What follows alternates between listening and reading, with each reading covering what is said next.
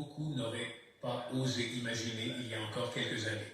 Une jeune haïtienne de Port-au-Prince, 19 ans, s'est rendue au Togo pour représenter son pays dans une compétition internationale face à des candidats venus de toute l'Afrique de l'Ouest et du continent.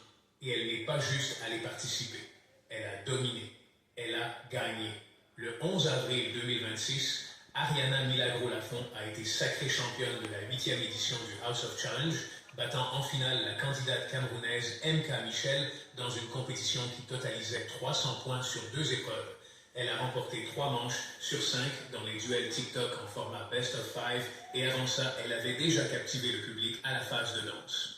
Sur l'ensemble de la compétition, elle était en tête depuis plusieurs jours, ayant dépassé la barre des 1900 points dès le 7 avril.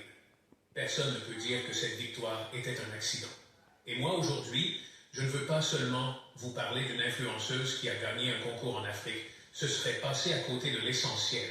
Ce que je veux vous montrer, c'est pourquoi ce qui s'est passé à Lomé s'inscrit dans quelque chose de plus grand, quelque chose qui touche directement l'état d'esprit collectif haïtien et qui envoie un signal très précis à des joueurs de football comme Hudson Edouard, qui continuent d'hésiter à enfiler le maillot rouge et bleu. Commençons par replacer Ariana dans son contexte. Elle n'est pas une célébrité fabriquée en studio. Elle est originaire de Port-au-Prince, elle a grandi en Haïti, dans un environnement que tout le monde connaît. Instabilité, ressources limitées, un état qui ne vous facilite rien. Et pourtant, à force de travail et de constance sur les réseaux sociaux, elle a bâti une audience de près de 15 millions d'abonnés, dont 13,7 millions sur TikTok et plus de 810 000 sur Instagram.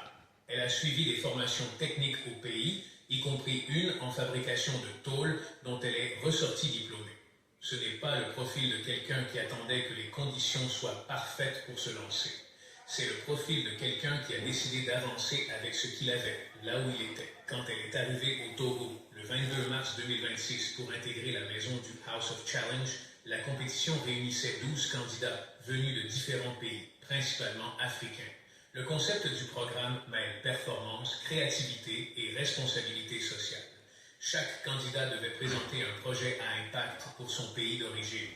Ariana a choisi de défendre un programme centré sur la nutrition infantile et la formation professionnelle des jeunes. Et la dotation en jeu n'était pas symbolique. 15 millions de francs CFA, environ 25 000 $ américains, dont une partie devait être reversée à un jeune porteur de projet en Haïti. Autrement dit, même la récompense était pensée comme un acte de retour vers la terre natale. Pendant 3 semaines, elle s'est imposée épreuve après épreuve. Lors de la phase des documentaires, son portrait haïtien diffusé sur la chaîne YouTube de NBICO TV